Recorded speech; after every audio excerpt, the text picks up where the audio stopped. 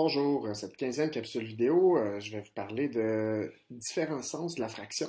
Donc, on va commencer par donner un sens là, à ce que veut dire une fraction, différents termes aussi, numérateur, dénominateur, ce qu'il représente aussi. Euh, Autant y aller là, sous forme de dessin aussi, puis de modèle. Donc, on reviendra aussi avec le matériel dans les prochaines capsules vidéo. Donc, l'objectif principal de cette capsule vidéo, est lié à l'objectif du cours d'établir des liens articulés entre les différents concepts mathématiques élémentaires en arithmétique, cette fois-ci, pour pouvoir préparer et piloter des situations d'apprentissage stimulantes. Donc, un peu comme on le fait à l'habitude, on va commencer par aller voir les fractions où on retrouve ça dans le programme. Donc, cette fois-ci, j'ai choisi le programme plutôt que la progression des apprentissages. On pourrait y aller plus précisément dans les prochaines capsules pour certains de ces concepts-là. Mais peut-être ce qu'on peut remarquer d'abord, c'est que les fractions, au premier cycle, on commence tout doucement fractions en lien avec le quotidien de l'élève. Puis au deuxième cycle, ce qu'on fait, c'est qu'on parle des fractions, mais à partir d'un tout ou d'une collection d'objets pour lire une fraction, pour écrire une fraction, parler de numérateur, de dénominateur, voir des représentations variées, concrètes ou imagées, donc à partir de dessins ou à partir de matériel concret. Il faut parler des parties équivalentes, là, donc dans des trois quarts, là, les quarts sont équivalents, puis on peut vouloir comparer une fraction par rapport à 0, par une demi ou à 1. Ça, on va revenir à ça. C'est ce qui se voit dans le fond dans les deux premiers cycles. Donc, si on se fie à l'ouvrage, le chapitre 9 que vous avez déjà lu sur les fractions, vous avez pu voir dans le fond qu'il lance plusieurs idées, mais normalement, ce tome-là, le tome 1, s'arrête à la troisième année du primaire, mais il évoque plusieurs idées qui peuvent aller au-delà. Donc, l'idée de fraction équivalente et tout ça se retrouve plus loin, dans le fond, dès le troisième cycle. Donc, l'idée, c'est de préparer le travail dans les deux premiers cycles, préparer le raisonnement à développer des élèves pour qu'au troisième cycle, on puisse continuer les fractions avec lire, les écrire, numérateur, dénominateur, représentation variée, mais on ajoute aussi de les placer en ordre, donc ça amène à les comparer des fractions.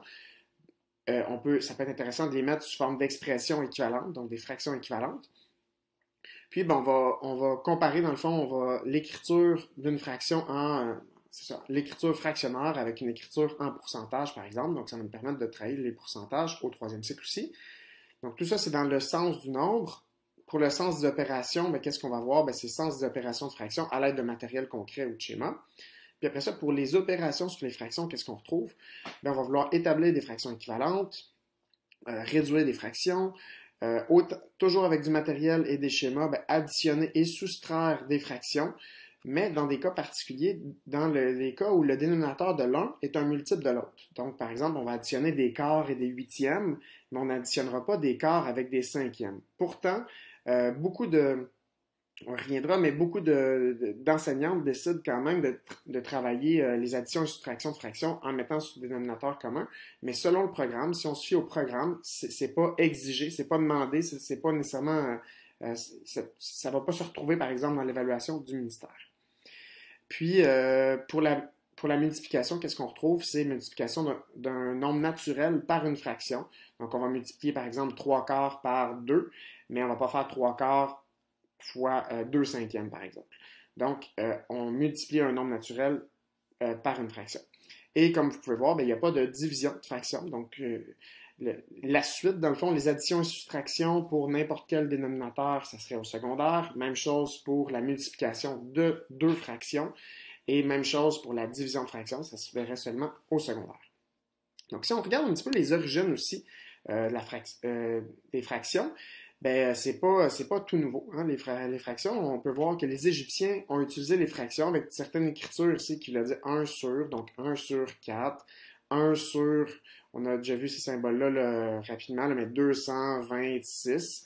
Donc, ils pouvaient déjà utiliser des fractions, mais c'était seulement des fractions unitaires, donc des fractions 1 sur quelque chose. Et ça, c'était 3000 ans avant Jésus-Christ, donc ça fait déjà 5000 ans déjà, plus de 5000 ans. Donc, il y a les Babyloniens aussi, qu'environ un millénaire plus tard, ils ont utilisé des fractions en base 60, donc avec leur symbole qu'on avait aussi vu rapidement, qui permettent de travailler avec des fractions, mais avec leur base qui est une base 60. Donc, pas nécessairement des fractions unitaires, contrairement aux Égyptiens, mais toujours avec une base 60, donc le dénominateur est 60.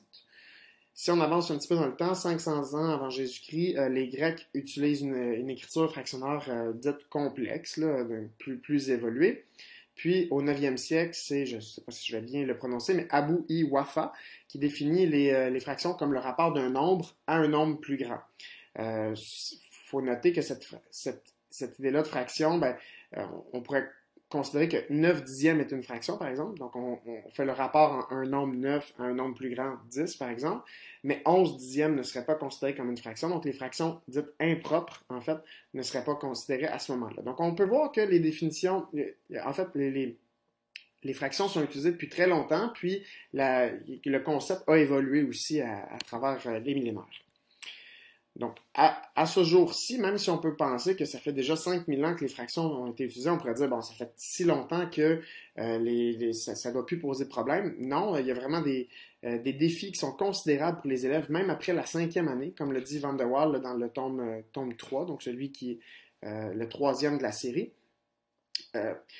Il va dire que ce manque de compréhension se traduit plus tard par d'énormes difficultés à effectuer des opérations sur des fractions, à comprendre les concepts de nombres décimaux et de pourcentage, puis à utiliser des fractions dans un contexte de mesure et à comprendre les concepts de rapport et de proportion. Donc, on voit qu'il y a quand même beaucoup d'incidences reliées à la compréhension des fractions. Puis, c'est pas rare, moi, en ayant enseigné en première secondaire, c'est pas rare qu'on voit que les élèves ont encore beaucoup de mal avec les fractions. Ils vont même souvent dire que c'est leur bête noire, et ça peut aller même jusqu'à la fin du secondaire. Donc, d'où l'importance de travailler, vraiment faire un travail en profondeur pour donner du sens aux fractions et non pas s'arrêter juste à des règles qui ne font pas de sens pour les enfants. Et d'où l'intérêt aussi de travailler les fractions, toujours, si on se fie au programme, à représenter avec du matériel concret. Si on allait voir maintenant un lexique lié aux fractions, donc on a parlé de numérateur, dénominateur qui apparaît dès le 2e cycle du primaire dans le vocabulaire à travailler avec les enfants.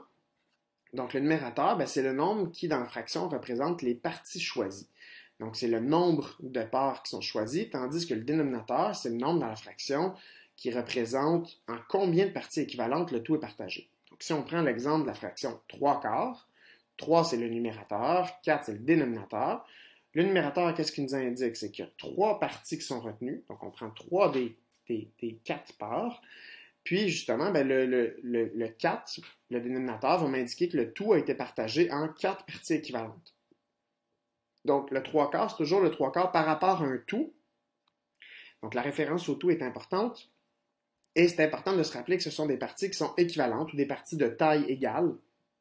Parce que sinon, si les parties ne sont pas équivalentes, ben ce ne sera pas le 3/4 de vraiment du tout. Les fractions aussi, ben, il y a certaines personnes qui vont dire que le mot fraction, en fait, on devrait plutôt utiliser l'idée d'écriture. Donc, c'est l'écriture fractionnaire.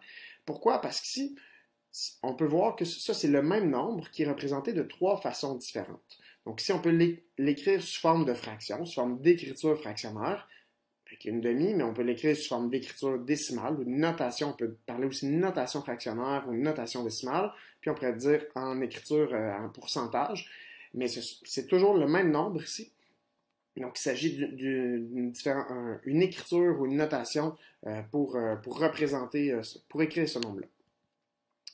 Si on allait voir quelques définitions en lien avec la fraction, bon, ben, généralement, fraction, c'est l'expression d'un nombre rationnel. Donc, on a vu les différents types de nombres.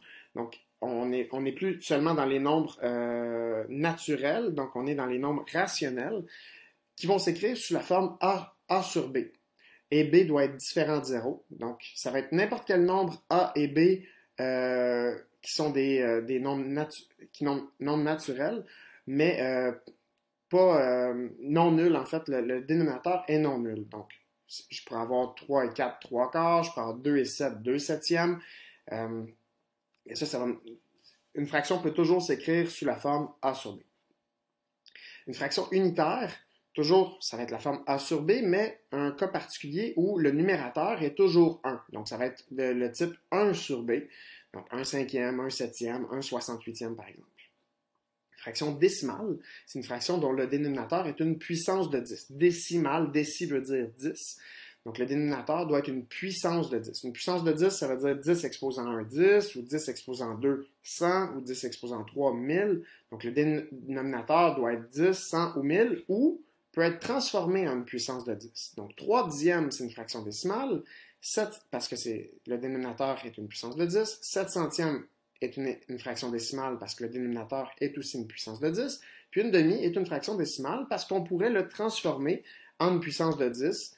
Le dénominateur on pourrait transformer la fraction pour que le dénominateur soit une puissance de 10 parce qu'une demi, c'est aussi 5 dixièmes. Et donc, dénominateur 10, donc c'est une puissance de 10. On a la fraction propre ou une fraction régulière ou ordinaire. Donc, c'est toujours une fraction A sur B, mais où le numérateur va être inférieur au dénominateur. Donc, ça va être toujours une fraction qui va être plus petite que 1, dans le fond. Donc, mon numérateur est plus petit que mon dénominateur.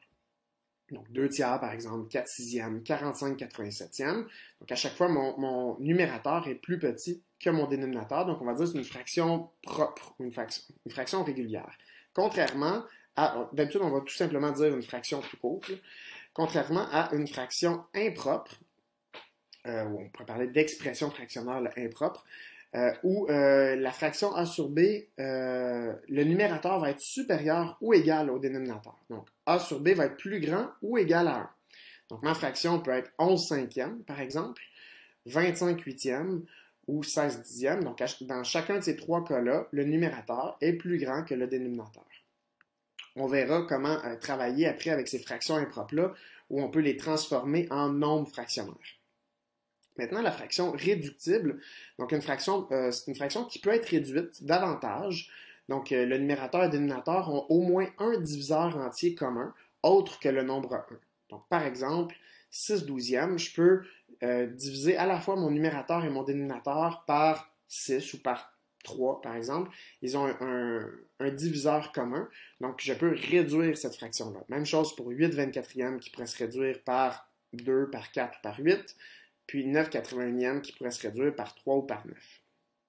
Ça, si je peux réduire une fraction, c'est qu'elle est réductible. Si je ne peux pas la réduire, c'est qu'elle est irréductible. Donc, c'est une fraction qui ne peut pas être réduite davantage. Donc, ça veut dire que le numérateur et le dénominateur n'ont que le nombre 1 comme diviseur entier commun. Donc, 4 cinquièmes, ils n'ont pas d'autres. Les seuls diviseurs, en fait, de 4, c'est 1, 2 et 4. Puis les seuls diviseurs de 5, c'est 1 et 5. Donc, le seul qui est commun, c'est 1. Donc, je ne peux pas réduire davantage. Même chose pour 6 onzièmes ou pour 13 dix-septièmes.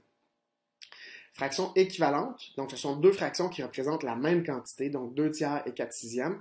On reviendra là, plus en profondeur sur cette idée de fraction équivalente. Puis un nombre fractionnaire, comme j'ai dit, qui découle en fait de la fraction impropre. Donc c'est une expression qui comporte une fraction entière et une partie fractionnaire. Donc on pourrait transformer en fait une fraction impropre pour avoir un nombre entier et une fraction. Donc 2 et 1 quart par exemple, 3 et une demi, 15 et 3 quarts. Poursuivons maintenant avec différents sens accordés à la fraction. Donc, on va voir 4 sens accordés à la fraction. Il y en a d'autres qui sont vus au secondaire, mais au primaire, c'est les 4 principaux sens qui sont accordés à la fraction. Donc, le sens partie-tout, le sens quotient, le sens rapport et le sens nombre. Donc, allons-y avec le sens partie-tout pour commencer. Donc, qui est celui que vous connaissez sans doute, qui pose le moins de problèmes, celui qui est le plus souvent mobilisé d'ailleurs. Donc, c'est une fraction sous la forme A sur B qui est utilisée pour quantifier une relation entre le nombre de parties et le tout, où A va être le nombre de parties prises et B va être le nombre de parties égales d'un tout. Donc, cette interprétation va référer aux situations où les parties sont incluses dans le tout. Donc, c'est un modèle qui est inclusif. Donc, on va voir tantôt par rapport à un autre sens où c'est un modèle qui est exclusif. Donc, ce que ça veut dire, c'est qu'ici, si je regarde, j'ai une partie noire, par exemple, que je déciderais de prendre sur deux parties de mon tout. Une partie noire sur deux parties de mon tout, même chose ici. Et là, dans certains cas, il faudrait aller voir, est-ce que ce sont vraiment... Ici, j'ai une partie noire sur trois parties, mais ce ne sont pas des parties égales. Donc, pour que ça soit, pour qu'on puisse vraiment... ce sens-là, partie tout, il faut que ce soit des parties égales d'un tout. Donc ici, probablement qu'il faudrait scinder ma partie noire ici en deux pour avoir en fait deux parties noires sur quatre parties en tout. Même chose ici avec mon triangle, c'est pas une partie sur deux. Il faudrait probablement que je vienne scinder ici et j'aurais 3 nouveaux triangles blancs qui apparaîtraient en bas ici. Et ça me ferait un triangle noir sur 4 triangles en tout. Même chose ici, si je scindais, j'aurais 2 quarts de cercle sur 4 quarts de cercle, donc 2 quarts. Donc ça, c'est le sens parti-tout qui est celui qui pose le moins de problèmes, je dirais, même s'il il occasionne quand même des difficultés. Un concept central en lien avec le sens parti-tout, c'est que le tout doit être homogène. Hein? Donc, on doit avoir, si j'ai l'exemple, je vais donner le quart de ma tablette de chocolat. Le 4 dans un quart va signifier que la tablette va être séparée en 4 parties de taille égale. Donc, je dois avoir vraiment ici 4 parties de taille égale. Puis le 1, c'est je vais donner une seule de ces parties. Donc, je vais donner le quart, donc une partie sur 4 parties égales qui forment mon tout. Donc, le tout, on fait référence au tout et ce tout-là est séparé en parties de même taille. On peut aussi travailler avec des collections d'objets. Donc, plutôt que de séparer un tout, toujours dans le sens partie-tout, on pourrait dire qu'on a des objets. Donc, ici, on a 8 bonbons, puis je vais en donner 4 de mes 8 bonbons. Donc, 4 huitièmes. Donc, le 8, c'est le nombre total de bonbons. Puis le 4, c'est une partie de mon ensemble. Donc, c'est le nombre de bonbons que je vais donner. Et ça, de votre côté, avec le matériel que vous avez à votre disposition, vous pouvez utiliser, par exemple, vous pouvez utiliser les jetons bicolores qui permettent de travailler, dans le fond, selon les couleurs. On peut assez facilement faire travailler les fractions au sens collection d'objets. Donc, de dire que j'ai, par exemple, ça, c'est les bonbons que je vais donner. Donc, j'ai 4 bonbons sur 8. Puis, facilement, je peux changer la fraction tout simplement en retournant un jeton bicolore. Puis là, j'aurai la fraction 5 huitièmes ici, dans le fond. J'ai 5 bonbons que je vais donner sur les 8 en tout. Donc ça, c'est les jetons bicolores peuvent être utilisés aussi pour représenter des collections d'objets pour les fractions. Le sens quotient, qui est le deuxième sens, donc toujours la fraction A sur B, représente dans ce cas-là le résultat de la division. Hein. Le quotient, c'est le résultat de la division. Donc, en faisant la division de A divisé par B, en fait, le résultat, ça va être mon quotient. Donc, la barre de fraction, à ce moment-là, signifie une division. Donc, souvent, on va l'utiliser dans des situations de partage. Donc, l'exemple classique, là, j'ai 2 pizzas qui sont séparées également entre 3 personnes. Donc, chacun va avoir 2 tiers d'une pizza. Donc, j'ai pris mes 2 pizzas que j'ai séparées en 3, puis chacun va en avoir 2 tiers. Donc, ce n'est pas la même chose que tout à l'heure si j'avais eu, par exemple, 2 jetons bicolores sur 3 en tout. Donc, ce n'est pas 2 sur 3 en tout, là, c'est le 2 tiers d'une pizza. Donc, c'est le résultat de la division. Donc, ce n'est pas tout à fait le même sens.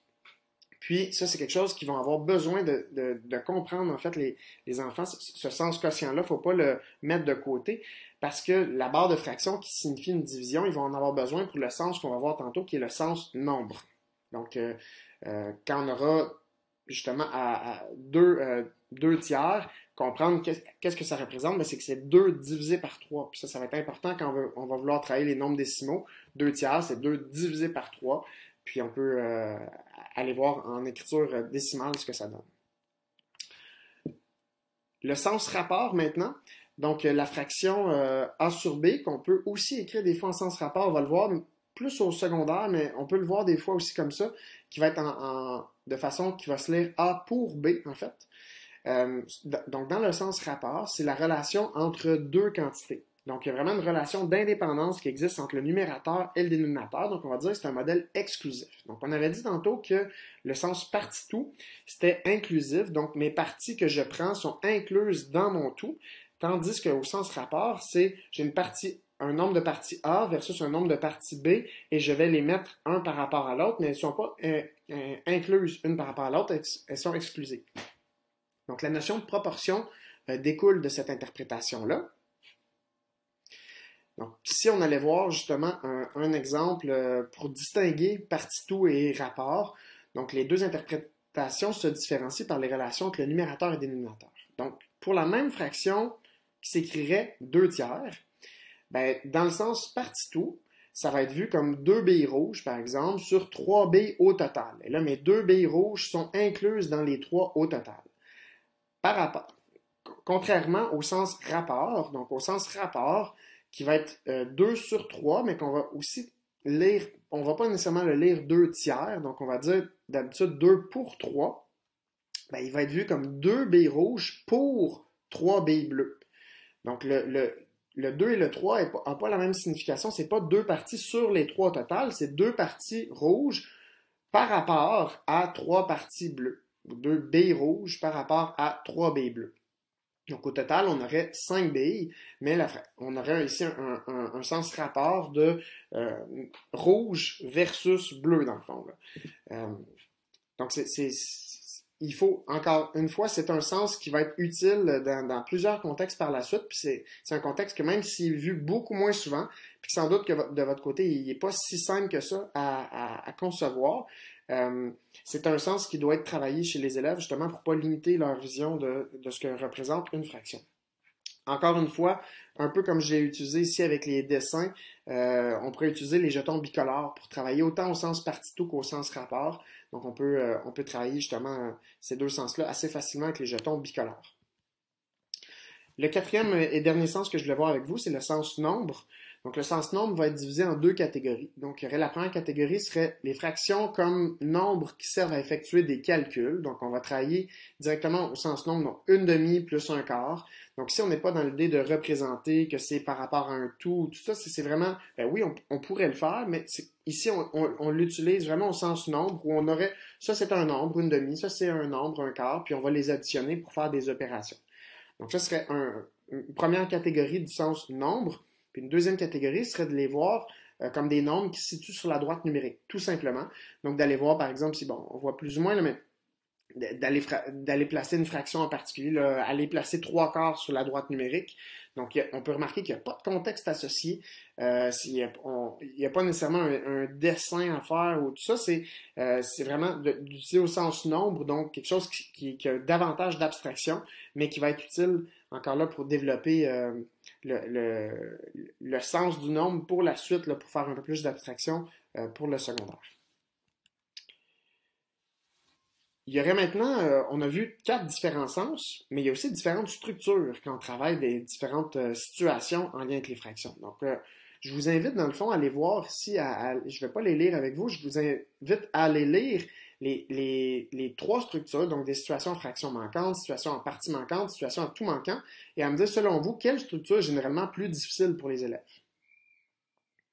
Donc, si vous avez essayé de les faire, ben, vous avez sûrement, même pour vous, vous êtes rendu compte que celui qui est le plus difficile, même pour les adultes, c'est situation à un tout manquant. Donc, quand on a la fraction, mais qu'on n'a pas le tout, et on doit reconstituer le tout, c'est quelque chose qui est quand même plus difficile, d'autant plus que si c'est le 2 tiers, on veut retrouver le segment complet, donc ça va dépasser. Donc, si ça c'est 2 tiers, ça veut dire que la moitié, si je coupais la moitié, j'aurais 1 tiers ici, 1 tiers ici, et dans un tout, je devrais avoir 3 tiers, donc je vais devoir ajouter une autre fois une moitié de segment ici pour venir compléter mon tout complet. Donc, je viendrai à peu près jusqu'ici, là, grosso modo.